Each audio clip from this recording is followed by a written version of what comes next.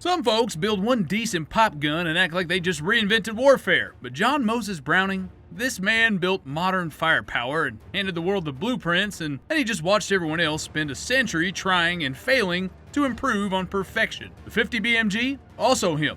If you've ever fired a gun that actually works, odds are Browning's fingerprints are all over it. Have the arsenal in Red Dead Redemption 2? Well, that's just his greatest hits album. The man was cranking out legendary firearms before most folks knew what ballistics even meant. And here's the kicker. His guns are still winning wars. 100 years later, Browning's designs are out here defending freedom and making bad guys have a real bad day. So grab a drink, get comfy, and let's talk about the greatest gunsmith to ever turn hunks of metal into American thunder. John Moses Browning wasn't just good at gunsmithing, he was so far ahead of the curve was still trying to catch its breath. The man didn't just build firearms, he built history, one gun at a time. And if you think that's an exaggeration, well, sit tight, grab a drink, and get ready to learn about the undisputed heavyweight champion of gunsmithing. Browning was born in 1855 in Ogden, Utah, a time when medicine was mostly guesswork.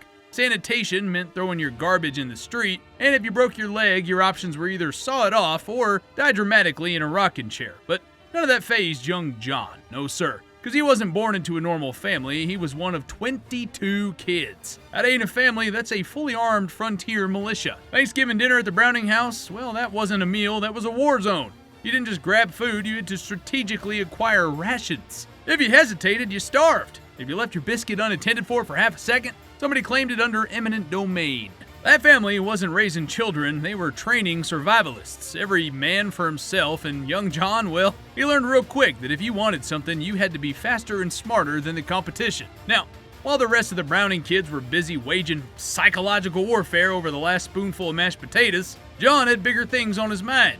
While the other kids were out in the yard smacking sticks together and pretending they were swords, John was already taking apart real firearms and figuring out how they worked. Most kids find a hobby, but John Moses Browning found a calling. While his siblings were out learning how to barter for an extra dinner roll, he was learning how to build precision-engineered weapons. And he had help. His father, Jonathan Browning, was already a gunsmith, and let me tell you, this man didn't believe in baby steps. Other kids got wooden blocks to play with, but John, well, he got actual gunpowder. Instead of spending his afternoons making mud pies, he was cleaning barrels and modifying firing mechanisms along with learning how to build guns from scratch. Now, some folks have childhoods. John Moses Browning had a full-blown unpaid internship. His dad wasn't just a father, he was a boss. No days off, no praise, just relentless hands-on learning. And while most kids in the 1850s were busy dodging cholera and hoping their school books didn't have lead in them, well, John, he was out here speed running firearms engineering like he had a cheat code. At the age of 10, something happened that locked in his fate forever. He built his first shotgun. Let me say that again in case you didn't catch it. He was 10 years old. Most 10-year-olds today can't even put together an IKEA nightstand without breaking down emotionally. Heck, I've seen grown adults break down. Meanwhile, John Moses Browning, he was out here manufacturing fully functional firearms at 10. See, most of us were barely surviving long division, and John was solving the physics of ballistic propulsion. And what did his father say when he saw it? "You're going on 11. Can't you make a better gun than that?" Sir, this child just built a shotgun from scratch while most grown men at the time were trying to figure out how to read. And your response is do better? No gold stars, no pats on the back, just higher expectations. This man didn't get a participation trophy, he got a performance review. Most kids would have curled up and cried themselves to sleep, but John, well, he took that personally. From that moment forward, he didn't just get better, he became a one-man weapons manufacturing plant. By 23 years old, when most people today are still out here struggling to make rent and figure out if they should even buy an air fryer, John Moses Browning had already designed and built his first production firearm, the Browning Model 1878 single-shot rifle. When I say built, I don't mean he doodled some sketches and hoped for the best. No sir, he engineered a fully functional, precision-crafted, battle-ready firearm that immediately caught the attention of major gun buyers. And did he stop there? Well, as you may know, absolutely not, because John Moses Browning was physically incapable of taking it easy. Instead of taking his first big win and retiring to drink lemonade on a porch somewhere, he went bigger. He pulled in his brother Matt, and together they founded the Browning Brothers Company. And keep this in mind, this was before mass production, before factory automation, before computers. There were no assembly lines. There were no shortcuts and no fancy machines doing the hard work. Every single rifle they made was hand-assembled, hand-tuned, and built with sheer unfiltered craftsmanship. Meanwhile, other gunsmiths were out there tweaking existing designs and patting themselves on the back for adding slightly different wooden grips. But John, well, he wasn't interested in small improvements, he wanted to reinvent firearms altogether. His first rifle wasn't just another knockoff of something that already existed, it was a revolutionary redesign of the falling block action, making it stronger, smoother, and more reliable than anything else at the time. The people who saw this work immediately knew this guy wasn't just another gunsmith, he was about to change everything. And folks, he was just getting started. This wasn't even his final form. My daughter tells me that's from a cool show.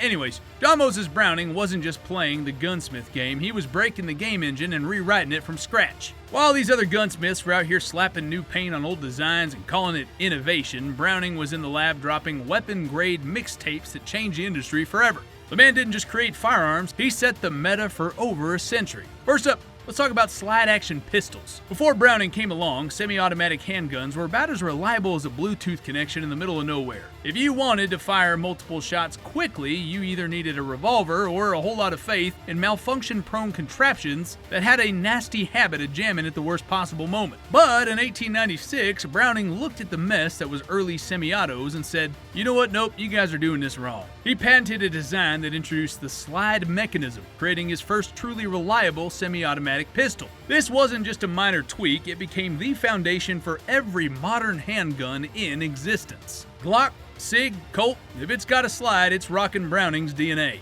Then we've got his gas-operated firearms, and this is where things go from legendary to straight-up genius. Back in the 19th century, everyone wanted faster firing guns, but there was one small problem. Making a gun shoot rapidly without exploding in your hands was, well, tricky business, to say the least. Most guys in the industry were still out here trying to make manual-operated firearms a little bit faster, but Browning, the man went full galaxy brain and developed a gas-operated mechanism that used energy from fired cartridges to cycle the action automatically. This was revolutionary. It wasn't just slapping a band-aid on old tech, this was completely redefining how firearms could work.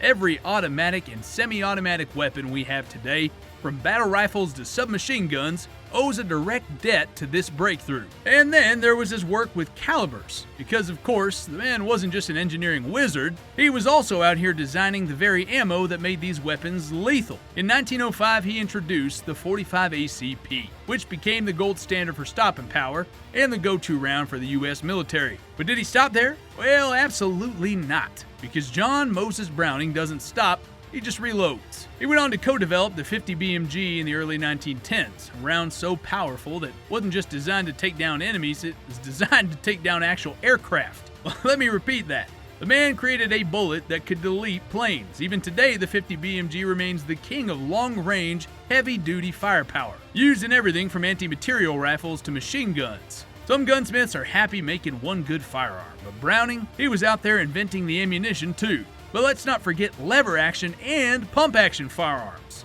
This guy wasn't just innovating one category, he was revolutionizing everything he touched. Lever action rifles were already a thing before Browning showed up, but his designs, like the Winchester Model 1886, brought unmatched strength, reliability, and power to the table. And when it came to shotguns, he set the entire genre on fire. His Winchester Model 1893 was one of the first pump-action shotguns to hit the scene. And as you might have guessed, well, it paved way for every pump-action shotgun we have today. If you've ever racked a shotgun that felt satisfyingly well, that's Browning's legacy right there. Oh, then we got the M1911, the crown jewel of Browning's handgun designs. Adopted by the US military in 1911, this semi-automatic pistol became the standard issue sidearm for American forces for over 7 decades. Let me put that into perspective.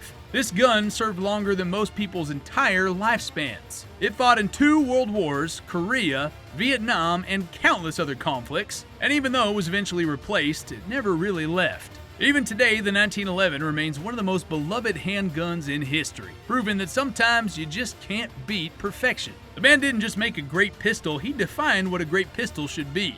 But here's what really sets Browning apart from everyone else. He never got complacent. Other gunsmiths made one good weapon and called it a day, but not John. He was a serial innovator, constantly pushing the boundaries, reinventing designs and refusing to settle for good enough. This guy's mind was like a factory of unstoppable ideas. Every time the world thought it had caught up, well, he'd hit them with another groundbreaking invention. Browning didn't just build guns, he shaped the entire future of firearms. And the craziest part was, well, he wasn't even close to done. Let me tell you something, partner. If guns were classic cars, John Moses Browning would be the guy who designed the Mustang, the F-150, and the entire damn highway system. He didn't just build guns, he built legends. So you might have heard of a little gun called the Browning Automatic Rifle, or BAR. Before this baby hit the battlefield, full auto fire was mostly reserved for big, bulky, crew-served machine guns. Soldiers were either plinking away one shot at a time or lugging around something so heavy that they needed a chiropractor on standby. But Browning? Well, he looked at the problem and said, why don't we just let one guy carry a machine gun? And boom!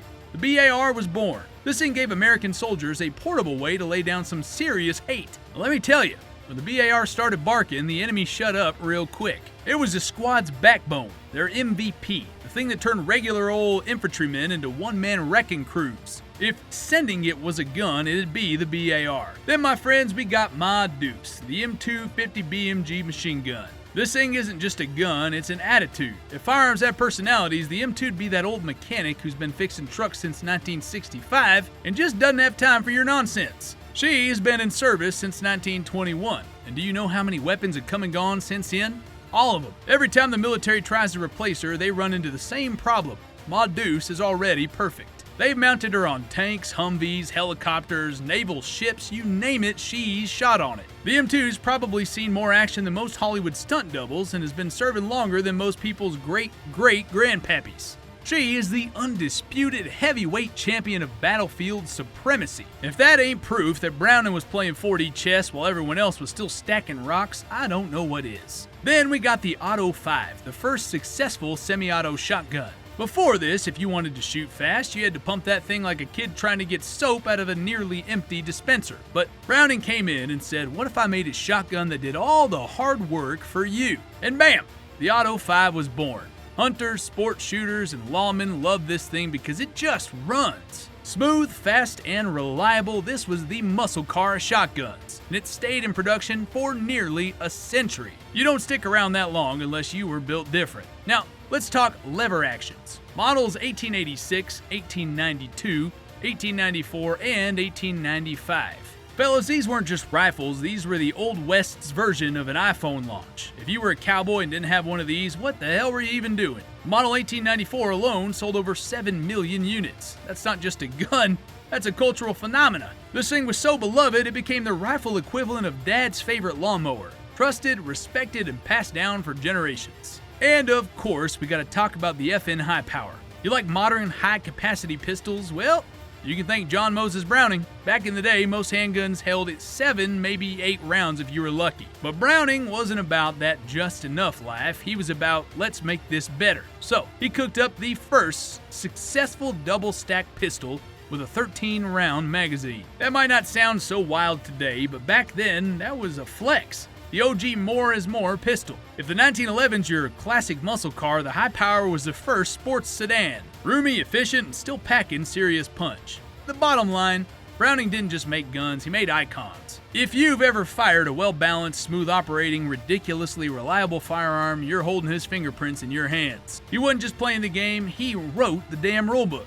Let's be honest, nobody stopped him yet. See, John Moses Browning didn't just retire. The man worked so hard the Grim Reaper had to physically show up at his workbench and pull the plug himself. You think he was just out there enjoying a quiet retirement, feeding birds, and complaining about kids these days? Absolutely not. In 1926, at 71 years old, while most grandpas were out there aggressively arguing about gas prices, Browning was still in the lab, still scheming, still out here dropping banger after banger, like the greatest comeback tour in history. And what was he working on? Oh, just casually inventing the modern double-stack pistol, no big deal. While the rest of the world was trying to figure out if airplanes were a fad, Browning was designing the FN High Power. A pistol so ahead of its time, it basically became the grandpappy of every double-stack semi-auto you've ever laid hands on. Glocks, SIGs, Berettas, all of them owe their entire existence to what Browning was cooking up in Belgium. And then boom, heart attack, right at his workbench. Let me say that again, the man literally died doing what he loved. That's not a tragic ending, that is a boss-level exit. But okay, let's get real for a second. If you die on the job, you're either suffering through corporate hell or you're so obsessed with your craft, your body gives out before your ambition does. And you know which category Browning belonged to. The man had that I will finish this gun or die trying energy.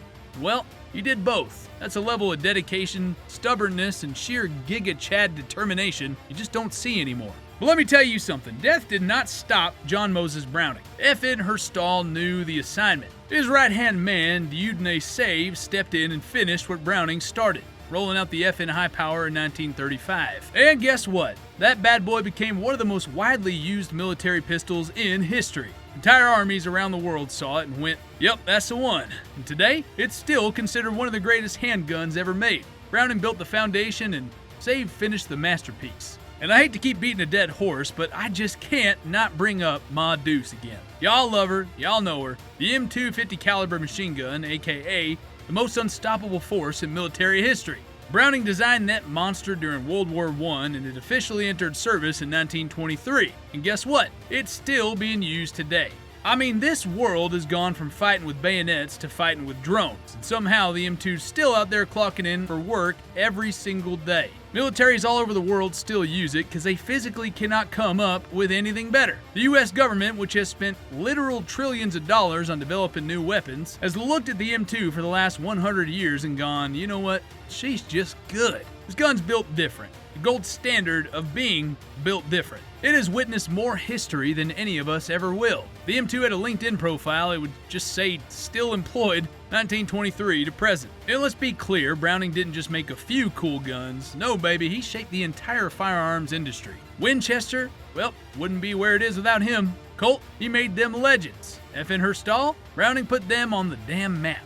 The Browning Arms Company, still standing strong because the man's genius was so relentless that even death itself couldn't slow it down. The reality is, John Moses Browning didn't just make guns, he built empires. He created legacies. His mind was a weapons-grade idea factory in and of itself. And every time the world thought it caught up, this man dropped another masterpiece. You ever rack a 1911? That's Browning. You ever watch a 50 caliber BMG round punch through steel like it owes it money? That's Browning. You ever see a pump-action shotgun and feel the urge to do the Terminator spin cock just because you can? That's Browning. So next time you hear the unmistakable thump thump thump of an M2 or see a 1911 still holding its own in a world full of polymer pistols, pour one out for John Moses Browning, the man, the myth, and the absolute menace to mediocrity. Because honey, they don't make them like him anymore.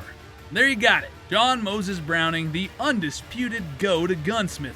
The man didn't just make firearms, he built legends that shaped wars, rewrote history, and created guns that'll outlive most of us. And the beautiful thing is, nobody's topped him since, and at this rate, nobody ever will. Now, before you head out, like, subscribe, and drop a comment and tell me, which Browning gun are you trusting when the world goes sideways? Because I tell you right now, I'm grabbing an M2, a 1911, and a front row seat to the apocalypse. And if after all this, you still don't think Browning's a GOAT, buddy, I just can't help you. Stay sharp, keep your powder dry, and I'll catch you on the next one.